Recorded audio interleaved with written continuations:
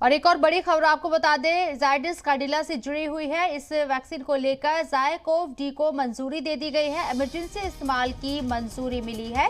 दुनिया की पहली डीएनए पर मबनी है ये वैक्सीन। पीएम मोदी ने इसे बड़ी हुसूलियाबी बताया। हिंदुस्तान पूरी ताकत के साथ कोविड-19 से लड़ रहा है। वज़ीर-ए-आज़म नरेंद्र मोदी ने ये बात कही।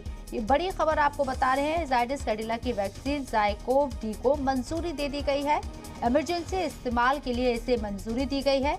याद रहे कि दुनिया की ये पहली डीएनए पर मबनी वैक्सीन है। वज़ीर-ए-आज़म नरेंद्र मोदी ने इसे बड़ी हुसूलियाबी बताया है, यानी कि कोविड से लड़ने के लिए अब एक और वैक्सीन आ चुकी है। जायडस काडिला की ये वैक्सीन है जिसका नाम है ज़ायकोव-डी। इमरजेंसी इस्तेमाल के लिए इसकी मंजूरी दे दी गई है। वज़ीर-ए-आज़म नरेंद्र मोदी ने ट्वीट करके इस बात की जानकारी भी दी है और इस पर खुशी का भी इजहार किया है।